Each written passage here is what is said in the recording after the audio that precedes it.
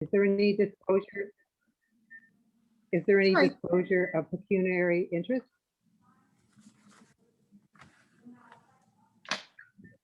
Okay, seeing none. With the agenda, is there anything to add to the agenda? No, okay, do we have someone to move and second? I'll move. Okay, Kim Second. and Lloyd. All in favor? Okay, thank you. And the previous minute. Anything to comment on the previous minute? We need someone to move and second that as well. Ross and Frank, Great, thank you. Yep. and all those in favor? Okay, that passed as well. Moving along, business arising from the minutes. The business of the library service delivery update. Yes, hi. Hello, thank you for coming, everybody. And as you're aware, we're still the province has moved into stage 1 of their reopening plan. And unfortunately, libraries are not deemed essential and non-essential businesses, even though we think they're essential. But so therefore we have to remain under curbside service again until stage 2, which if it's 21 days from the beginning of stage 1, hopefully that would be about July 2nd. So we'd be able to open to probably a limited capacity, my guess, maybe 50%, I'm not sure. The full building capacity is 200. So yeah, so maybe we can open to about 50 people, which would be nice. And we can get our meeting rooms booked and we can give some semblance of full service, hopefully by July the 2nd. So fingers crossed that everyone gets vaccinated and no more cases erupt, and we'll hope for the best. But speaking of curbside, it is extremely busy. Glad to see people still using us, and you know, the holds are just amazing. Probably every hour we get at least 10 holds coming through the line. So, you know, people are tech savvy now and able to hold online or via the phone or via email. And so we are very busy. So I'm glad for that. Just along another line, we have Ashley Tressler, who became full-time a few months ago. She is, tomorrow is her first meeting. She's going to represent the library as a worker member on the Joint Health and Safety Committee of the municipality. So she's looking forward to her first meeting tomorrow. So she'll be able to update us on any new health and safety responsibilities that the library has with the municipality. It's a very important committee. And I'm really glad that she opted into being a rep for the library. And she'll be able to do health and safety inspections of various, not the library monthly, but various other municipal facilities. So it's really great for her to network and to get out there with the other municipal employees. So it's really glad that she's doing that for us.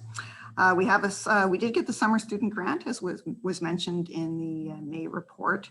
And so hopefully we'll get a student. We're having a hard time finding a suitable candidate this year. I don't know if there's not a lot of applications that came down the line. I don't know if it's COVID or what's going on, but it looks like we are having an interview tomorrow. So hopefully this candidate will shine and become a summer member. So we'll keep you informed of that. The parquet's looking good. I don't know if you've noticed all the plants that went in I guess it was last Thursday and Friday. Fantastic. We're really looking forward to using it in our summer programming. We've got the STEM camp starting on July the 12th. That's a camp we've partnered with the municipality of Meaford Recreation Department. I think there's 20 campers who will be doing 2 various STEM camps, one in July and the other in August. So they'll be able to use the outdoor and the indoor facilities for that. And so we're looking forward to that. And we plan to get the red chairs out soon that go with the cafe tables. We're waiting for a cart because we have to bring them in, wheel them in every night because they could possibly get stolen. So we're waiting for the cart to show up. So we've got the parks and facilities looking into that. So hopefully that'll get to us as soon as possible. So otherwise, things are moving along well. Staff morale is fantastic. We love that it's summer, and it's a great building for the summertime. So, so thank you for listening. Thank you, Lynn. The treasurer's report. Be it hereby resolved that the Meaford Public Library Board adopt the pay sheet for May 2021. Do we have a mover and a seconder? Yeah. Kim and Harley, and all those in favor? Passed as well. Nancy, Yes, go ahead. so just ask a couple questions of Lynn? Oh, yes. I'm just curious of the difference between all of the transactions with US Bank. Yes. And then there's a group of transactions that are Library Services Center. Oh, yes. What is is the Library Services Center, or what is that? Yes, no, very good question. The Library Services Center is our provider, our vendor of our books. So that Okay. LSC, we call it LSC, or a Library Services Center, and they are from Kitchener, and they are our vendor of choice for all our new books. So the books that are listed under Amazon, those are different books, or those are books for our collection as well, and those are the ones that we decide to buy. They either aren't available on LSC. Okay. So we buy them on Amazon. So I just wasn't sure why there was two different. It looked like there was two different sources. yeah, Amazon is a source for us. We buy them. We buy all our DVDs from them. Okay, right. And we buy almost $5,000 worth of DVDs a year. So that's why Amazon is very usable for that. Amazon has a much better price than LSC for DVDs.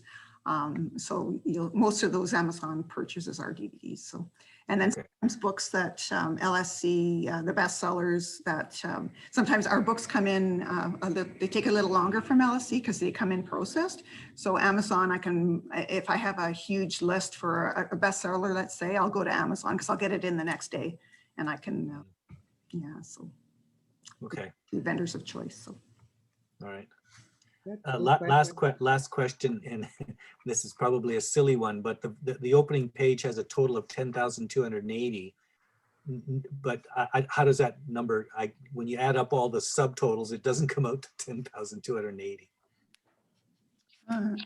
She's got a approval report for June 16, 21 meeting is 8,000, and then expense posted after May 19th meeting report release. So 2209, so that comes to 10,280. Okay. So that is yeah. It's a different. So I mean, when you go through and you add up all of the numbers that are there, they don't come out to 1080. But I'm assuming it's because there's a different time frame, or. Looks like it's a different time frame because there's. The one that we last month that we approved, I guess this is from the last 2 weeks of May, 2209. That Okay. there. That might be it. Let's have a look here. Not a big deal. I just Yeah. curious. You're not the only one who's confused about it. Okay. 419. Just thought I'd ask. Prove it. Yeah. 5, 10. Sorry, this is a. That's fine. I just I can ask Sharon for the breakdown. sure. Just I mean yeah, that would be great. Yeah. Okay. I just would go on record that I don't find these financial reports easy to, and it's usually to do with the sum total. Mhm. They seem to be just confusing. Mhm. I think it's just a spew of the Keystone. So it's kind of doesn't make a lot of sense if you don't know anything about the Keystone system. Okay. So reported after May. Yeah, I mean, if the summary total does, if it's generated from some different way, maybe we just leave it off. But I mean, all the transactions are fine. They look great and everything else. It's just when you see the very first page and it says this amount, and then You try to flick through every single line and it doesn't seem to make any, it doesn't add up. well, the single lines do. It's the summary lines, right? So on the page 2, it has a summary of 5,315 total invoices. And so if you add up all those summary or those total invoice totals, they don't come out to 10,000. I think they're all valid, but anyway, Yeah. maybe just ask them what the total page is all about. Yeah, so that's the second page in where you have the 220984 and 80788. Is that? Well, so page 2.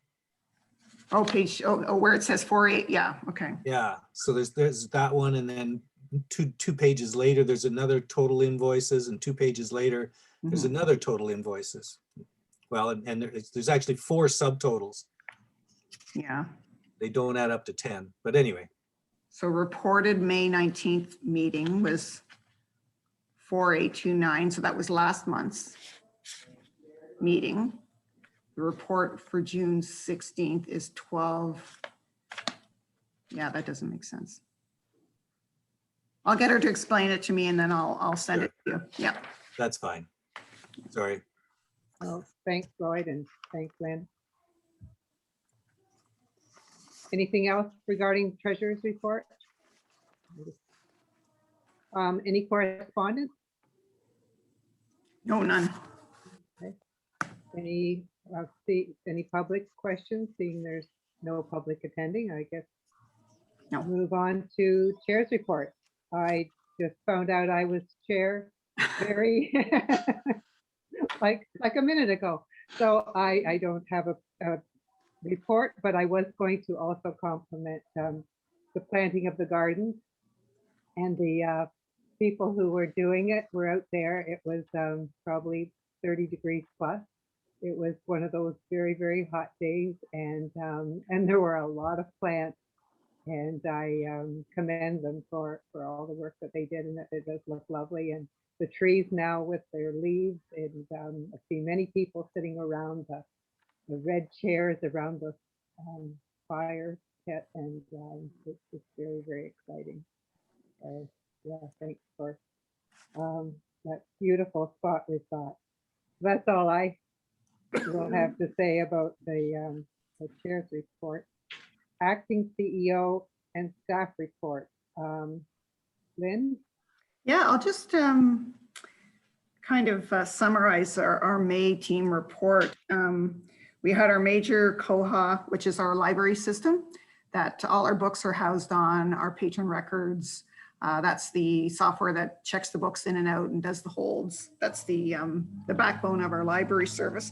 Every year they do an update, and they always pick Victoria Day weekend, which is kind of a drag because we're closed and no one can ever access the e-resources when they're down, and they're usually down for most of the day. So all these phone calls are coming into the library, nobody's answering because we're off, but we do our best. I mean, we advertise the fact that the e-resources will be down on social media, e-blast, website, but still you're going to miss a few people, which really, it's too bad. But anyway, the updates are, there's some really exciting updates for on the staff end. I won't go into them because they'll bore you, but we're excited about some of them. So, so it's a good thing. I don't know if you're aware also, we've been calling since the last few months now. We've various staff, we get a list of patrons and we just phone them up and we chat with them about our library services. And, you know, these are people usually, maybe we haven't seen them for a while, or we know they're not very techy. So we want to make sure that we're curbside is open and they can, you know, phone us for holds and that kind of thing. It's just a courtesy call to Yes, and That's awesome, Lynn. Mhm. yeah, we've been doing it for a few months now, so I just wanted to, yeah, it's just, I heard Amy on the phone with somebody the other day, and it was just fantastic to hear that rapport, and then they start talking about families, and it's just, these are people that we know, they might be living alone or newly widowed, or it's just, people that we feel could use a phone call. So we've been doing that for a few months, and it's being really successful, and it makes us really proud of our jobs when we can help our community like that. So be very personal and be, that hub for our services. So yes, we're really excited about that. Our library downloads are up again from last year. People are loving the e-resources, and yeah, that's and the LinkedIn is really climbing very high very quickly. The municipality has they did an e-blast to staff, and they blasted out the LinkedIn resource so staff can learn things about COVID. There's some really interesting courses on that for the staff, and so they I see that people are using it, so I'm really happy about that. As I said, the curbside is very busy. You can tell from our circ stats. I mean, our circulation is not as high as if we were totally open to the public, but we're still, there's a lot of people using us for via the hold. So I'm really happy about that. So yeah, so that's kind of the summary of the May report. So thank you. Lloyd, Sorry, just quick question, not to be overly technical. Are you keeping track of the phone calls, Lynn, Oh, Just in absolutely. Yes. terms of numbers and stuff? Yep. Great. Definitely. Yeah. Good. So yeah, it's a really nice service, and it was For sure. something that other libraries were doing. So we just thought we'd try it out as well. So yeah, the calls are normally done by the Saturday staff because we're not technically as busy at curbside on Saturdays. So yeah, so they can go, they have to make the phone calls obviously from the building. We don't suggest they use a cell or anything because they need that, that Meaford Live at the other end.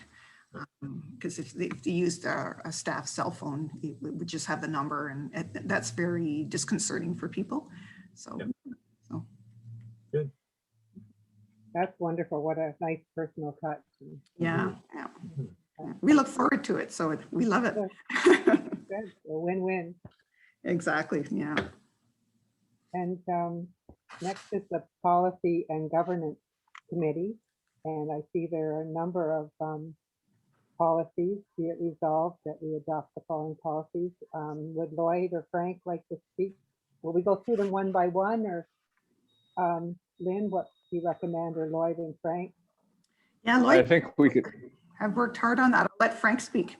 okay, I think we can talk to them quickly here. The policy 25 and policy 3, the tech and equipment lending and the membership and collections, where we just looked at that because we went fine free and we cleared up all the references to fines. And that was quite a job. You'd think it would be fairly easy, but it wasn't, because you could actually read the word fine and not read it because it's been there so long. So we missed them and had to go back many times, but we did get them out, and we used some appropriate language to communicate how we work now and underscore the fact that that you have to bring things back. Yes. Yeah. Well, knock on wood, so far so good. Like people, like I said, we have a procedure once a week where we call people up, and people are really most people, 95% of people are very respectful of due dates. So, but yeah. Yeah, it's good. And then of course we had policy 26, the display policy. And if you think of display policy, think display boards. And we went, because of the nature of our new library, totally electronic with posters and things. And so we had to rewrite the policy to define how displays where and how you get them placed, and that they have to be sort of electronic friendly to do that. So we did a few language changes there to make that work, but it's now modern and up to date. Lloyd, you got anything else to say? No, I think that's it. Yeah, I think they're really good documents as they stand now.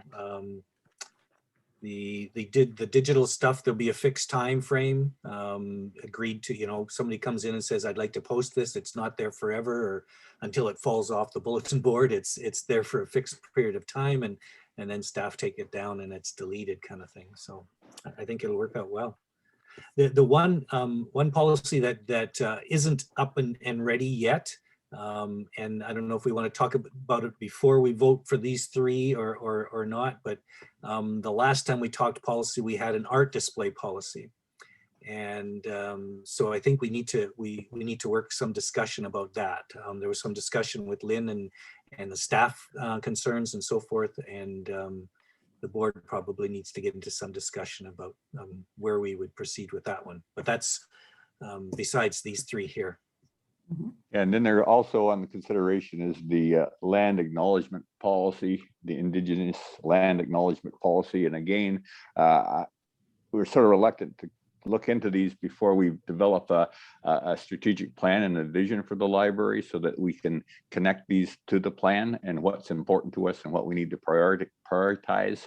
Because it seems that if we continue the way we're going, we're sort of reacting rather than planning ahead. We just seem to need to do things, and we need to know where we're going first, I think. It would be good to also coordinate with the municipality on that. On the reconciliation. Yeah. Yeah. So if we're ready then to adopt the following policies, policy 3, policy 25, and policy 28.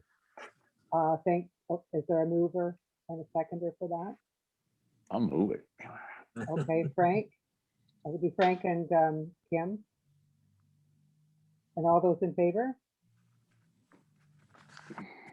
And thank you, Lloyd and Frank, and I guess Lynn as well for the work in those, for redoing those policies. And next, the Ontario Library Service Trustee Council Representative Report. Kim, do you have anything? I don't. Our last meeting is, or maybe my last, I'm not sure yet. I haven't heard about the appointment from the ministry, is June 25th. So hopefully at that meeting, I'll have something else to report. Okay, good. Thank you. The Library Fundraising Committee. I don't believe it actually exists anymore. Would it be time to take it off the agenda? I think you're correct, Nancy, because I think it is officially disbanded at this point.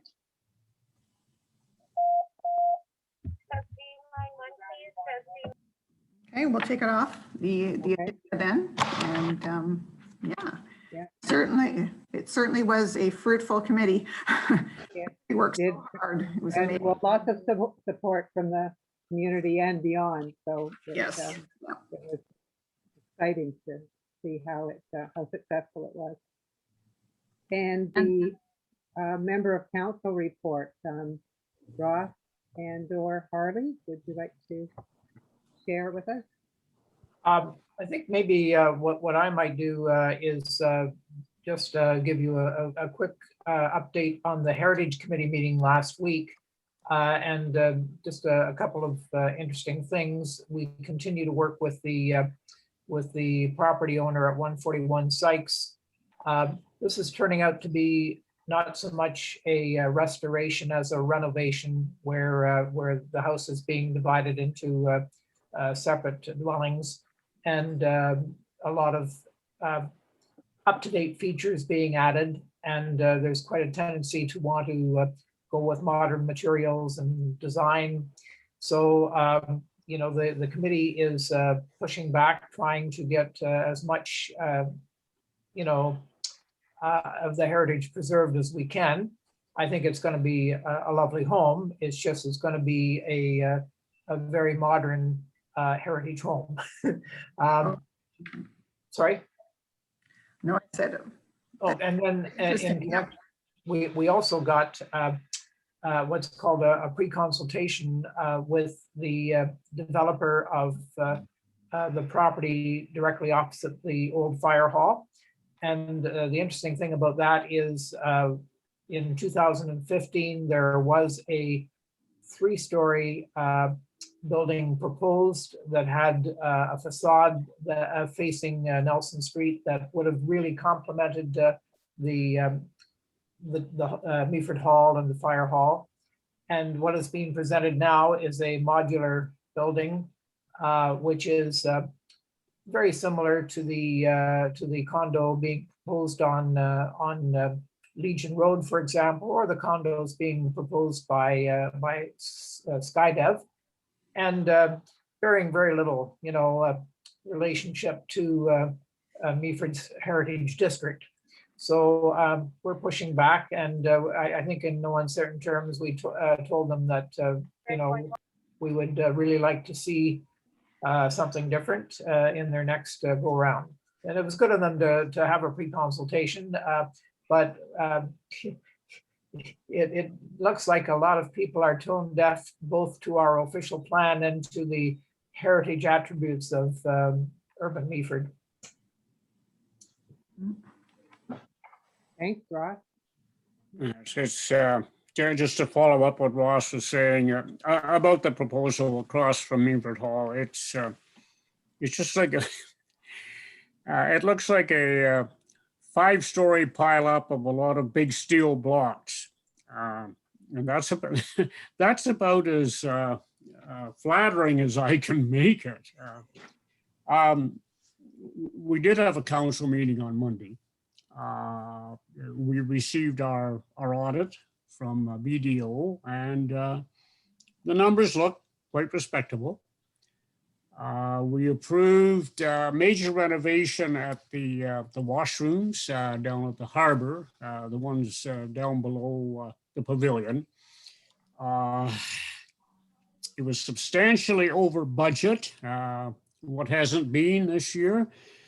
But we did agree to go ahead with it. We'll make it a more modern washroom, a lot of accessibility issues to go in. Lady Chair, I think Kim has a question. Kim? Yeah, go ahead, Kim. Sorry, I have to keep muting and unmuting. I'm at work, so our PA system keeps coming over. And please excuse me if I don't get it shut off in time. I am a user of those, so I'm just questioning, did you not just do renovations down there last year? That was at the house over near, right near where the docks are, Kim. We did extensive renovations there. This is the little, well, it's not that small, but the cement block building. The old washrooms. Yeah, down at the edge of the pad. Okay. There. It's that building that we're working on this year. And can I just ask, are they for the campers, or is it just public, or what are you looking at? I think the public primarily. There will be a couple of washrooms in it, but I think my impression is it's primarily for the public. Anyone who is visiting down at the harbor. There are washrooms. I'm sorry, that there are showers though, and I think that is for campers. Yeah, that would be yes. Thank you. And we were planning on putting new fuel tanks in at the harbor. Richardson's service is starting to, well, it's still quite substantial, but Richardson's have indicated that they would be quite all right if the municipality took over supplying gas and diesel for our boaters. And we did go to tender for the new fuel station. It came in grossly over tender. And so we're trying to kind of scurry around and see if we can still come up with something that will satisfy the voters this summer. But we're delaying the permanent installation of the tanks. Hopefully, maybe next year we can get a little better price, a little cheaper price. Kim? Can I ask where you would be installing those? That's a good question. Ross, do you know for sure where they're going to be located? Is Well, no, I don't, to be plant honest, or- but I think it is at the new harbor, I think. And you know, at a place where where boats can, you know, can be up, you know, away from the piers, but get their service. So there's a couple of issues there. One is there's a good possibility that that Richardson's will stay in the business long enough to finish this season out, and if not, we think we can get fuel delivered, maybe at a specific, like on a Saturday afternoon or something, and boaters can take advantage of it. But it's a challenge. The bid was the lowest bid was 230% over the estimate. So Kim, did you have another question about that? No. I'd just like to add, and perhaps Councillor Kentner will give some more information on this one.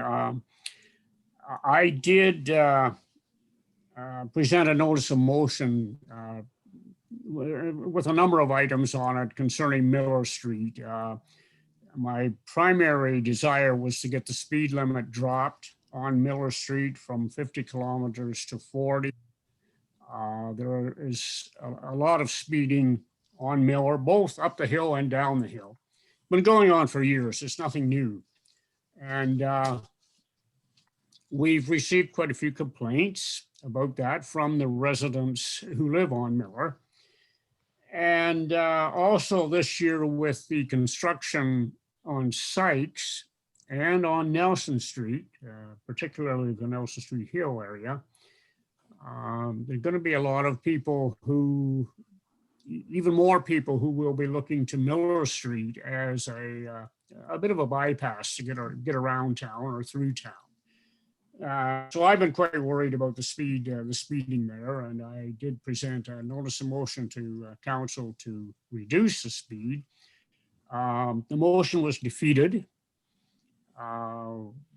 I know Ross is very concerned about Pearson Street and Ridge Road and the traffic situations there. So anyway, we do have a transportation master plan coming out, getting into effect, hopefully sometime this autumn, which may address those three particular streets. I just hope we can get through what I think will be a very busy summer without any incidents on those roads. if I can just add a little bit to that. I've been talking to both Tori and Matt this week, and they're going to help me put together another resolution. And I think in talking to some councillors, I think that perhaps if you bring your motion back and concentrate on heavy trucks being banned on Miller Street, I think that that would maybe get through too. But it is a challenge because there's a body of opinion, which is just simply that, you know, if you can't do it for everybody, don't do it for anybody. And that, in my mind, is a formula for a bad accident. Any other questions for the counselors? Thank you. There's lots of things happening in the town. I know there's probably we could have the whole meeting about what's happening in council. I have questions, but I think I'll go. Lloyd? Sure, I wouldn't mind throwing one to the councillors. In your summary, you talked about infrastructure services and the bylaw to adopt a roadside vegetation management policy.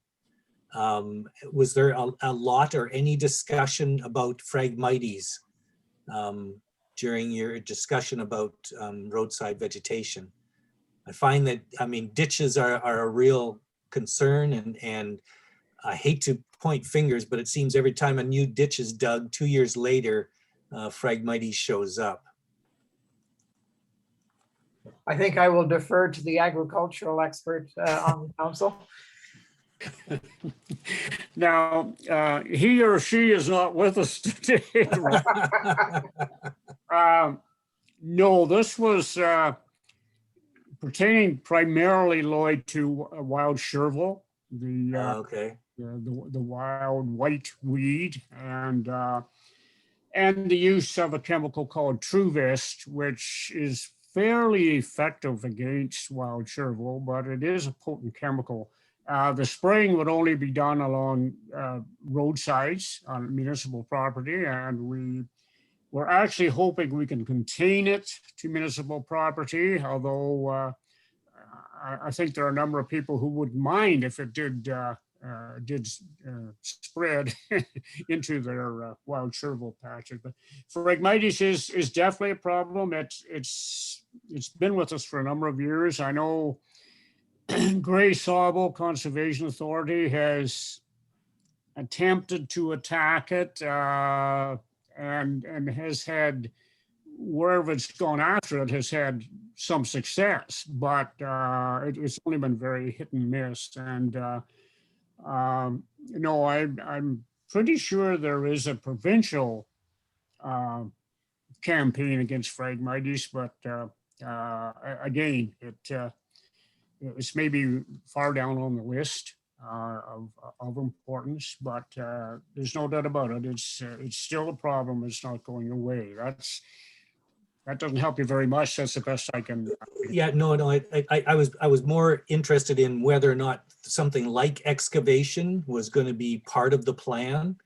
I think so. Excavation seems to be a carrier, in my opinion, with Phragmites. So if you're spraying, there are issues there, but that's a good treatment. If you're doing something else, it's excavation seems to be a challenge, I think. So are you concerned, Lloyd, about the I forget what we call that machine, but it took them a year or so to learn how to use it. Some sort of I think it says rubber tire excavator. Yes. Yeah, I don't know how that works. Is that, yeah. Well, it seems to destroy everything in sight. Okay.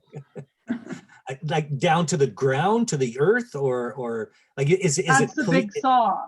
Okay. Is it cleaned at the end of the day? Is it yeah. We will leave that to the counselors to share that concern. Yeah. That's just, yeah, thanks. No, good idea.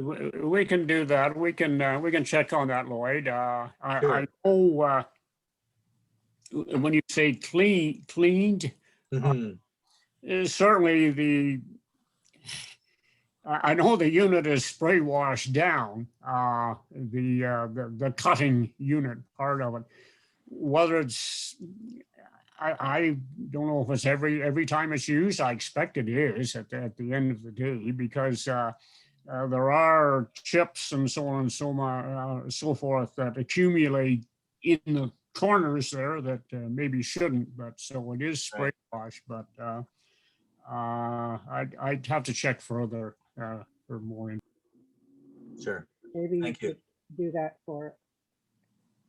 Thank you. And Friends of the Meaford Library report, Chris, would you like to share? Yeah, hi, everybody. Very pleased to report that the Net Shed is opening this weekend. Oh, yeah, great. Yeah, so we've done our due diligence with the health department, and I think we're good to open. So it'll be 10 to 4, Saturday and Sunday, just like last year. And books preferably dropped off Sunday afternoon, 2 to 4, so that then we deal with them during the week rather than on the weekend. So we're looking forward to a busy season. We've had lots of people asking when we're going to open, so we hope that we'll have a very busy year. So, and then the other thing, I think we mentioned last time that you were interested in getting some membership forms. Yeah. So I will be emailing them out after the call here. And if you want to fill out a membership form and drop it off with your $5 membership fee, which we Oh, have it's raised the increased. fee this year, $3 to $5. then just drop them off to the library. Library has a mail slot for the friends, and we'll just collect them from there. Once the library opens again, I guess, or we can come to the door, I guess, and ask. But at any Drop 'em rate, off at curbside, we'll take them.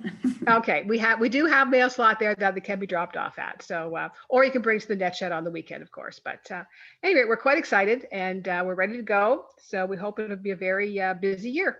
So it's great. Sure it will be. Yeah. Ross, you have a question? Yes, sorry, did I hear that if you're dropping books off to the net shed, that's from 2 to 4 on the Sunday? Yes. Okay, good, thank you. Yeah, that is preferable because we're doing all our shelving during the week and we just as soon not have piles of books in the aisles all weekend. You know, it just gets too crowded and possibly unsafe. So if they're all delivered Sunday afternoon, then we just deal with them during the week and we're all ready for the next weekend after that. So it's good. It worked out well last year, so we're going to do it again this year. Good. That's wonderful. And 2 people at a time? Is there a limit to how many can be in the net shed? 4.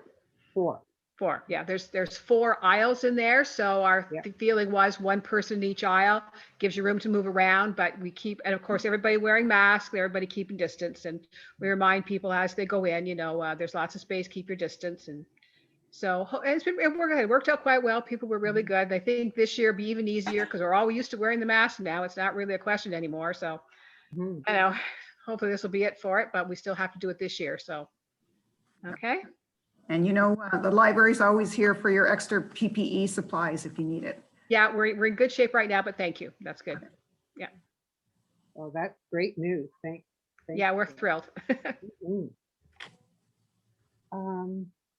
Owen Sound and North Gray Union Public Library update. Frank, you have, No report. We had no meeting last month.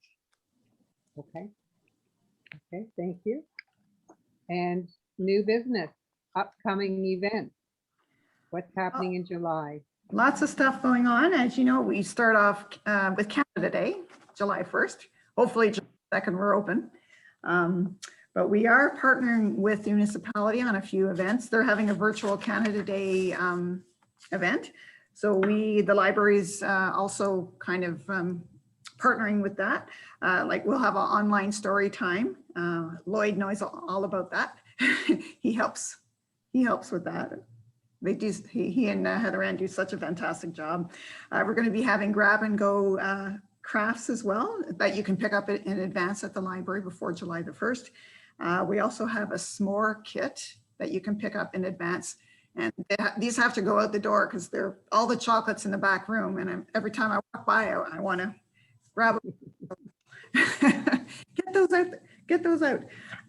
We also have a poster where we have the top 150 books as chosen from library staff. And we've put together a poster that we're selling for $2, $3. And it's a beautiful poster. You can, and they're all Canadian books. So all the staff, we gave up to 10 of our favorite Canadian books. And the poster is just beautiful. So everybody should buy one.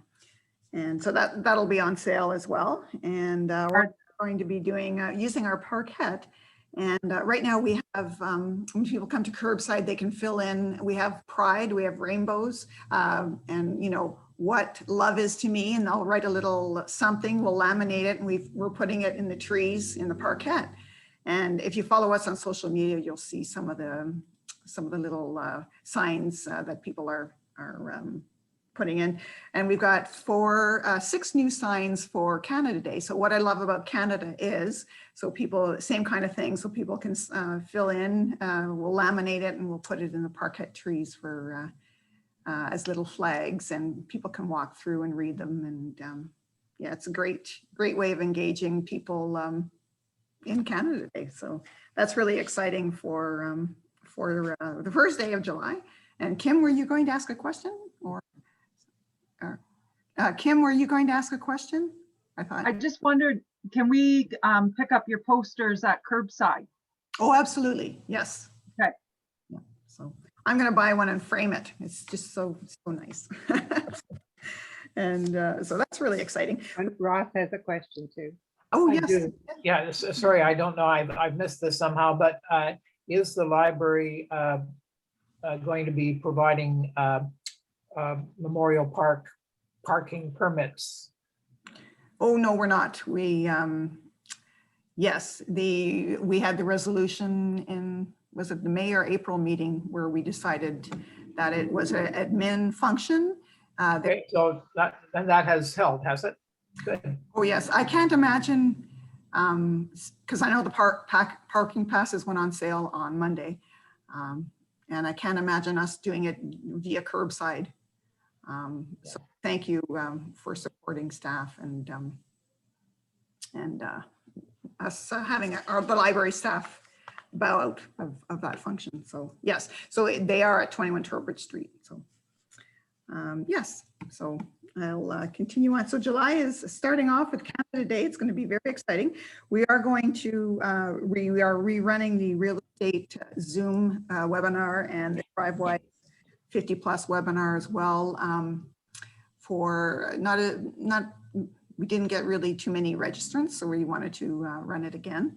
And hopefully the DriveWise, I know when we hosted it in-house, there was almost 100 people joining up.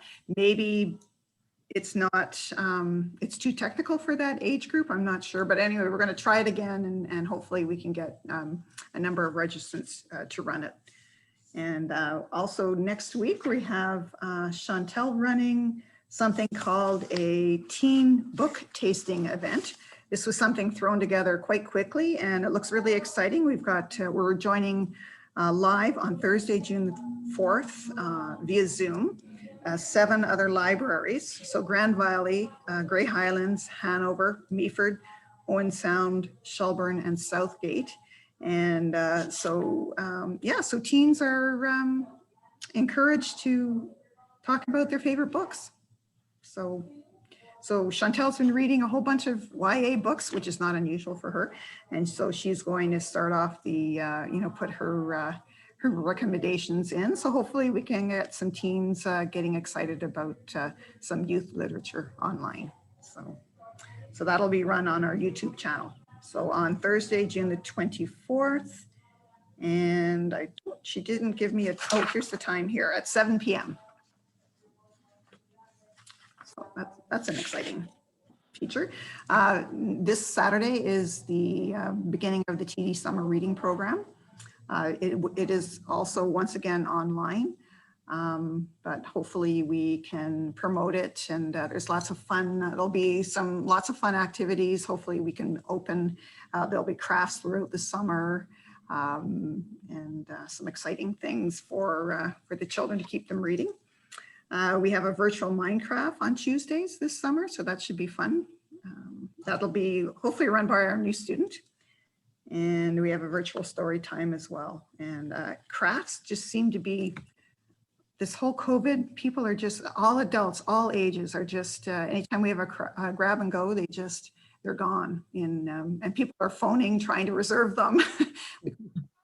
It's first come, first serve, but very, very popular. And the puzzles as well. So it's kind of a new world. And it's kind of, maybe people are relaxing a bit more and maybe it's a good thing in the long run. So, but yeah, so that's upcoming events. So open. And my favorite upcoming event is hopefully our tech center can open on July the 2nd. Chris's husband, Robert, works at it, volunteers at it. Sometimes it is like work, right? And I'm really looking forward to having that open again. So that's a really great community event for people. So it's hard to do tech help on the phone. We just had somebody who really was having a rough time with her tablet 3 hours ago. So she pulled into the parking lot and we social distanced, helped her. She sat in her phone in her car with her tablet via our Wi-Fi, and we were trying to help her out from the parking lot. So yeah, so we can hardly wait to be a little closer to people. thank you. Hey, thanks, Len. Next on the agenda is the Meaford Public Library Strategic Plan for 2022, 2025. Yeah. And so Yeah, I that's can- something we're going to discuss in September when we're all in person, more so. Absolutely. I just wanted to get a bug in everyone's ear to go to the governance hub on the OLS website, the former Souls website. And there's lots of fantastic information for board members on the strategic plan. It's something that we can't really, it's so important to us. It's it's a 4-year plan for our operations and our policies, governing our policies. And we really have to be open to the public because we really need public input to it. We'll have to, we can form a committee to comprise of various board members and just work out a plan for that. And so think about it for the summer. Think of things that staff will think of things as we open in July, and especially our new building. What do we really need to focus on? Lynn, Accessibility is you, always important. could you send us a link so that we can just, copy and paste it and get exactly where we need to be? Thank you. Definitely, yep.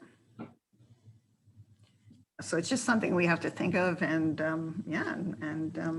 get cracking on it. And it's exciting, and it's also this is the year that I do the new technology plan. I have now my new assistant, so we'll be able to really move into the future. And that's something that always coincides with the strategic plan as well, because those two are linked together. And so it's going to be an exciting fall to be able to look at all these new, these new plans where we can shine our new building, and hopefully membership will be busy, and it's really exciting to think of the future. I've been thinking about the strategic plan, and I know that strategic plans are very time consuming and they involve a lot of consultation with the community. And generally speaking, it requires facilitators and funds and things like that.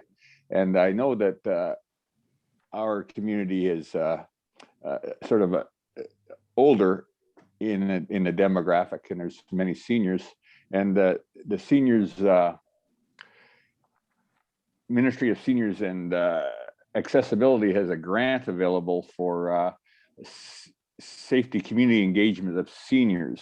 And I was wondering, and you can get up to $25,000 from these in this grant. And the deadline's July the 15th. But I was sort of wondering if we could compose a grant that would get seniors involved in the planning process. It would be interesting. I mean, you could ask for 1,000 to 5,000, 10,000, whatever you thought. It would be just an interesting proposal to get that kind of relationship building going on, some kind of ability. So I was just threw that out there as an idea. Okay. And I wouldn't mind getting together with somebody and looking if it would be feasible to do that. Okay, yep, I can look at it. Yep.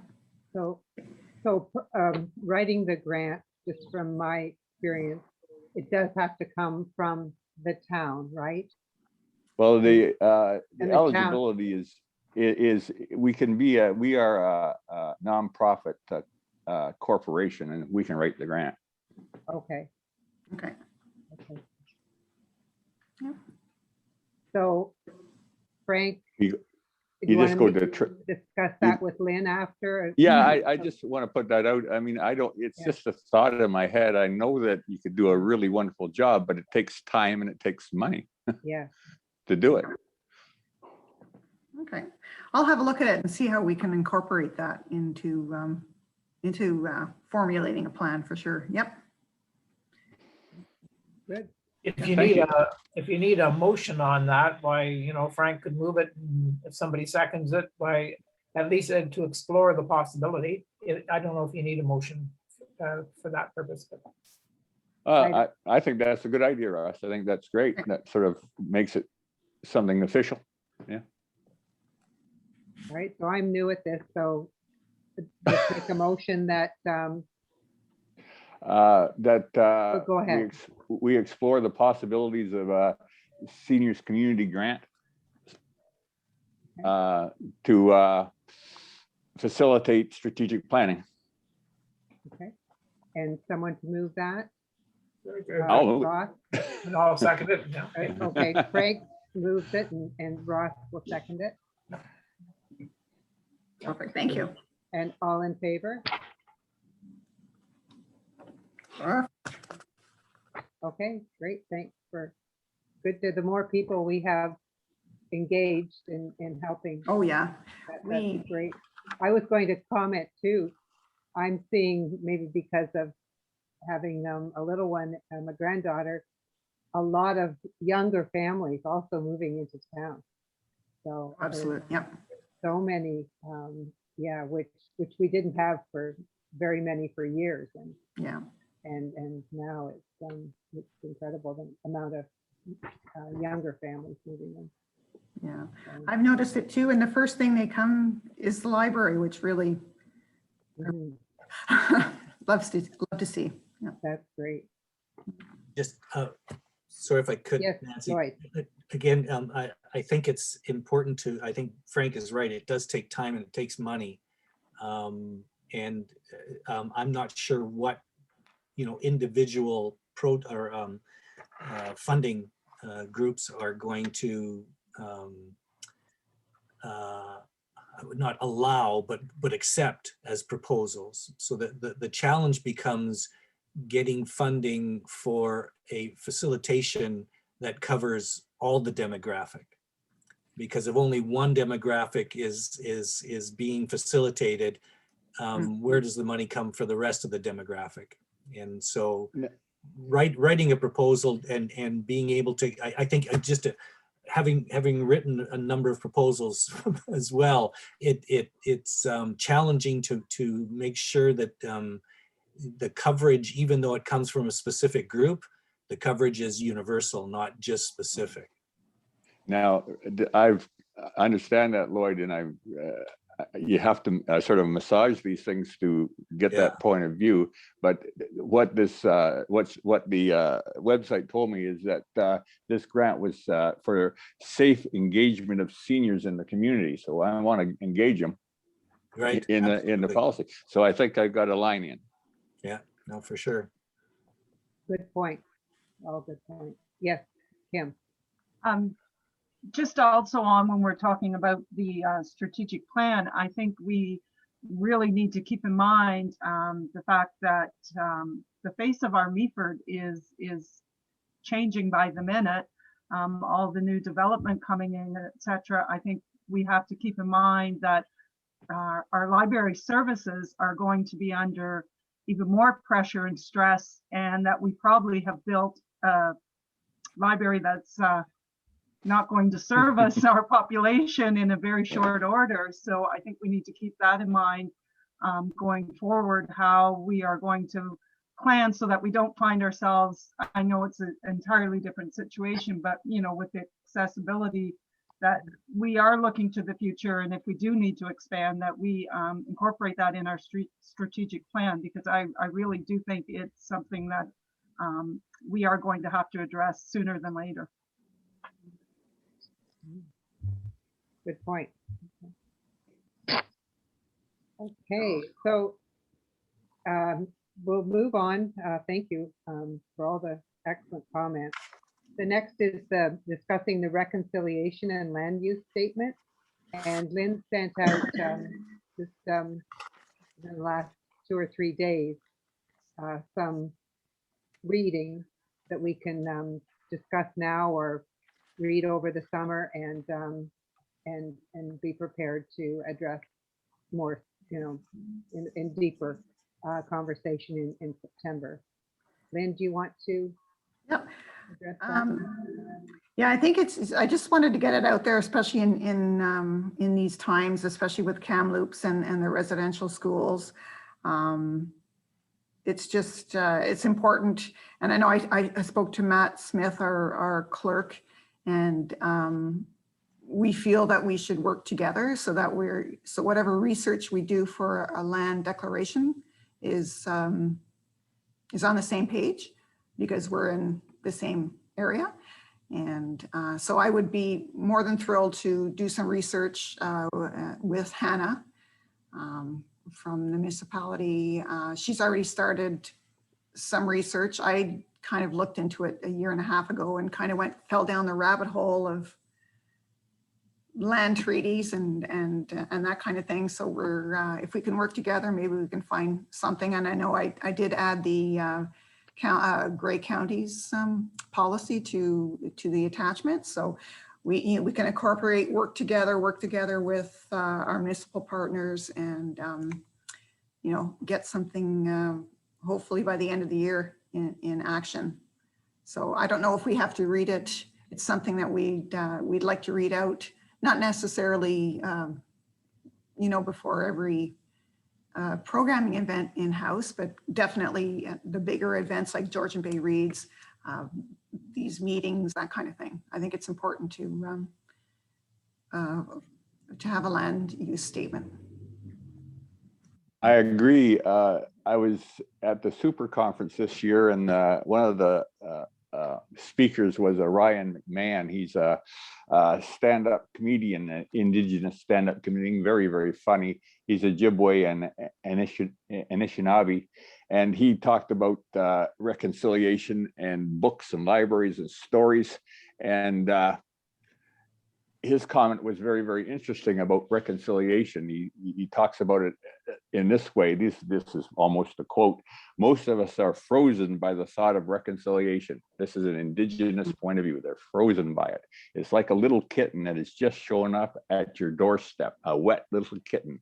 Now, everybody looks at that kitten in a different way. Some people say, oh, poor wet little kitten, we should take it in. Some people say, oh, I have no time for wet little kittens today.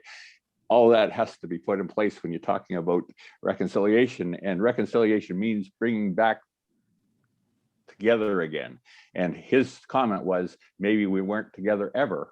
Maybe we can't reconcile. Interesting stuff. And of course, the clue, he says, is the relationships. And he talks about treaties and the thought of treaties. And when I, in my point of view, think of a treaty, I think of it a land treaty.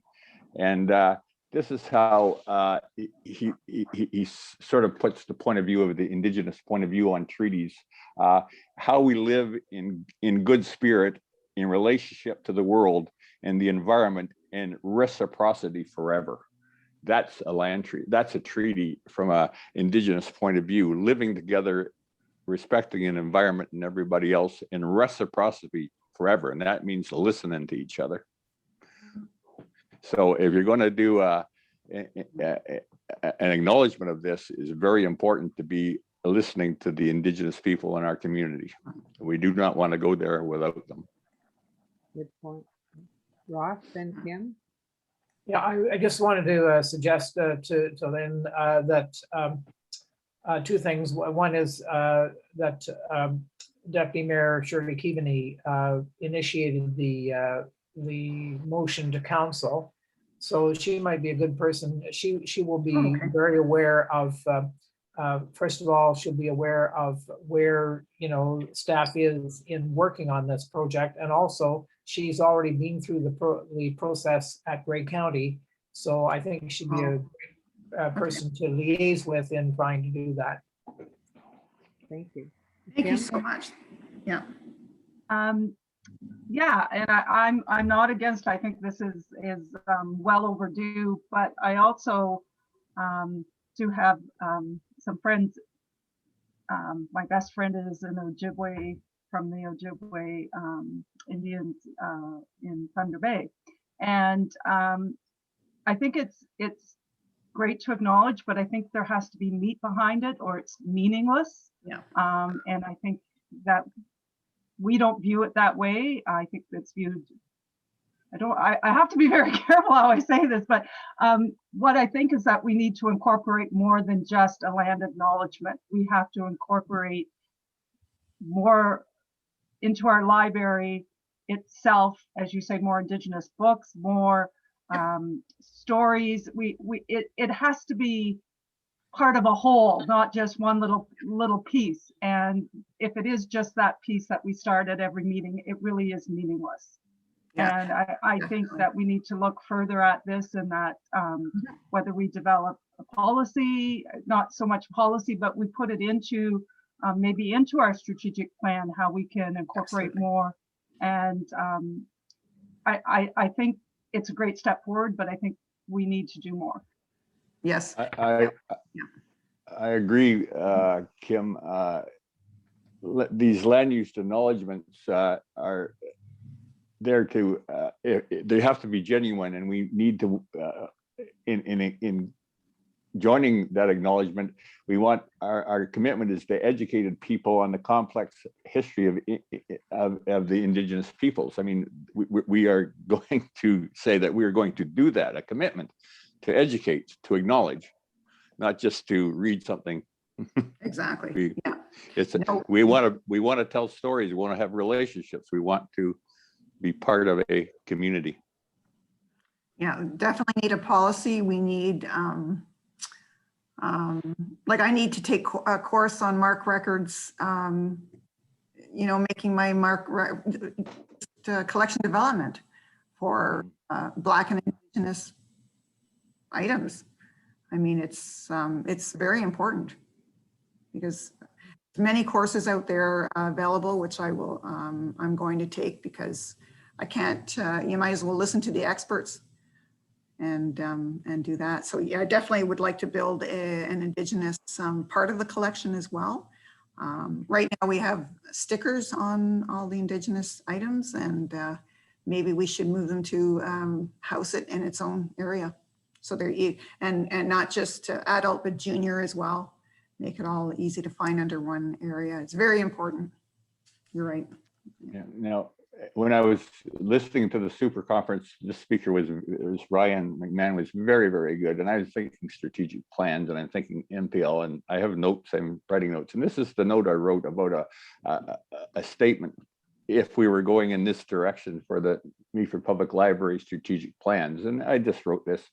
At the Meaford Public Library, we put relationships at the center of all we do, building a better future by understanding our past and being present.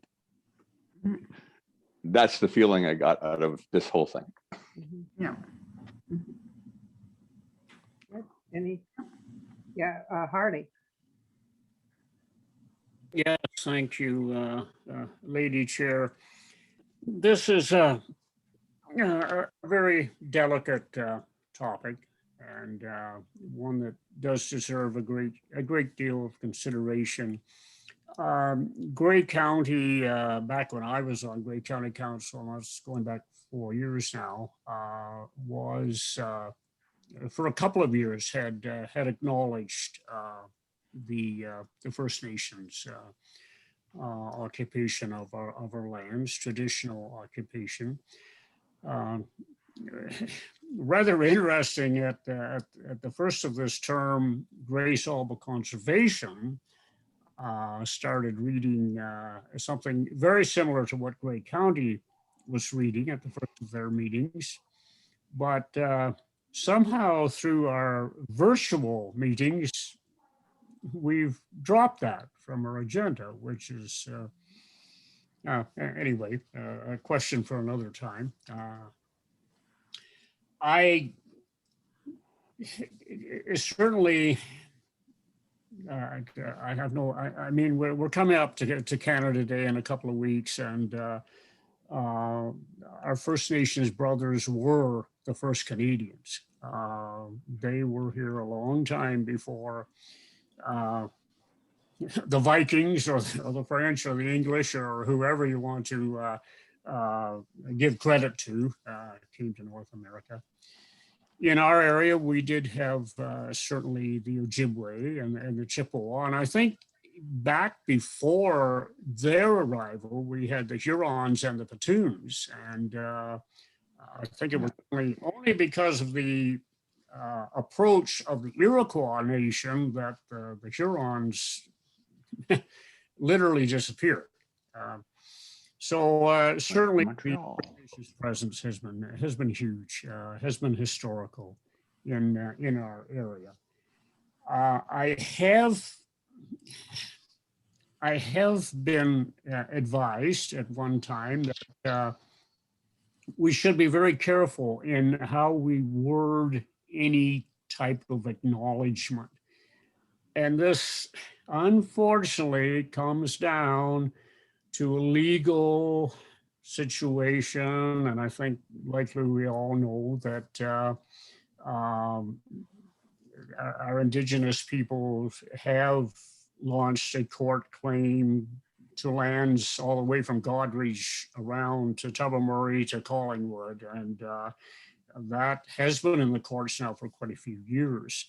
So perhaps, I don't know, maybe we should put that aside.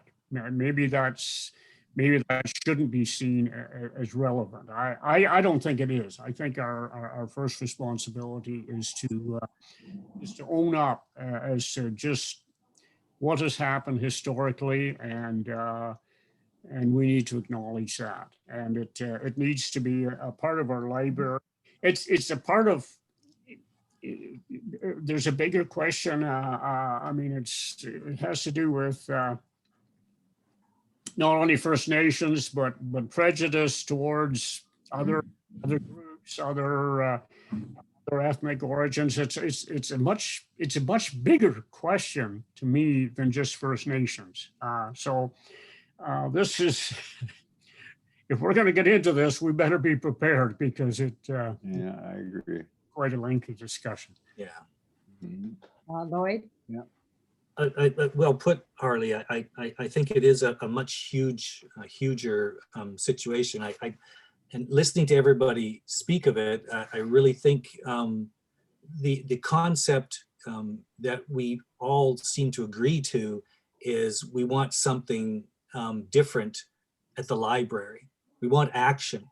Whether we read something at the beginning of a meeting or at the beginning of a project or an event, really, I've spoken. I worked with First Nations for several years in my career, and they're very skeptical of it. It's words.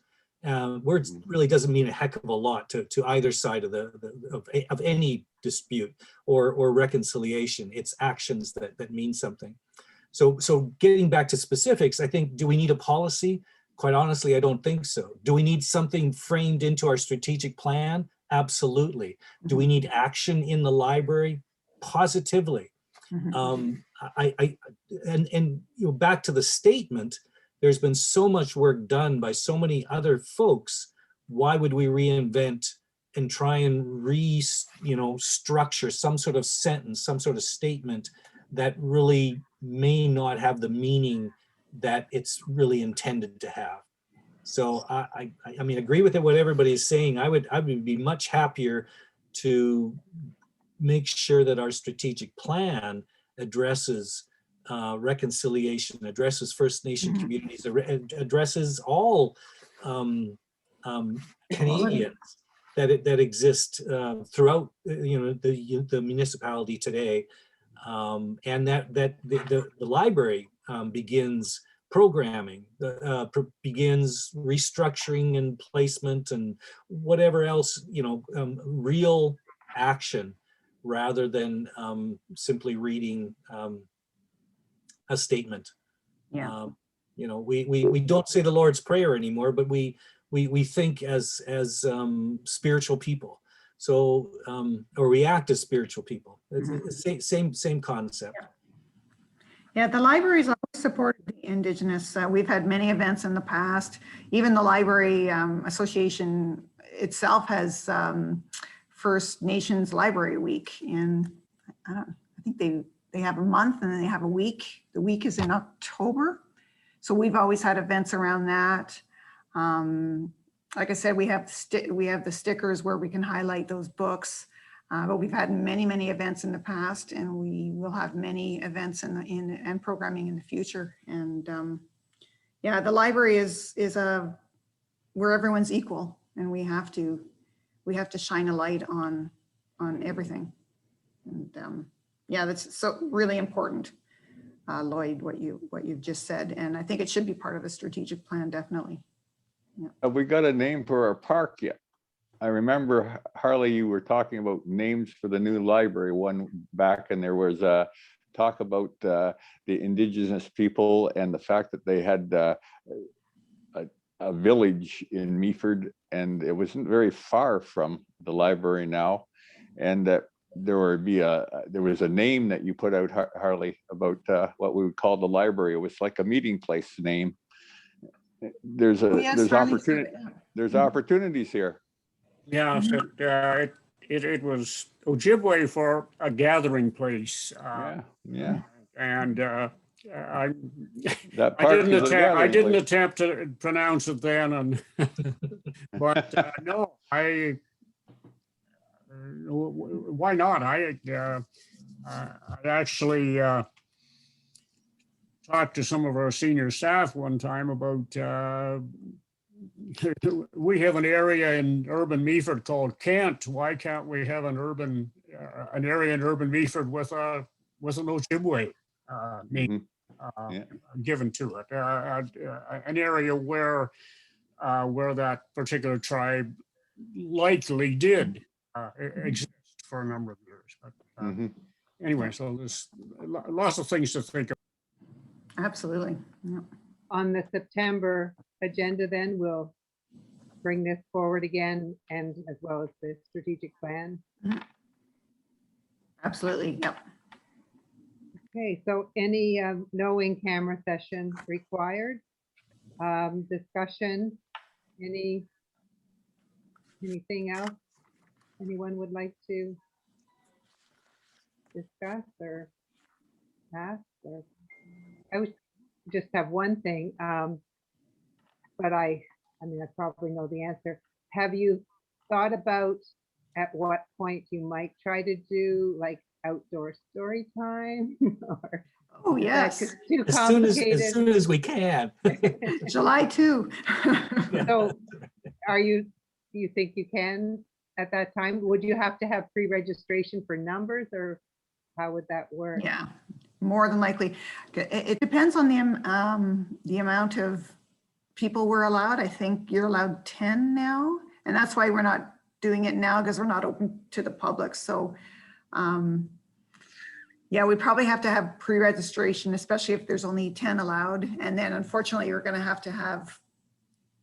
maybe mark the area off out, and people, we have to have staff out there to monitor so that people don't get too close, or people that didn't register to kind of stay back. It's going to be Yeah.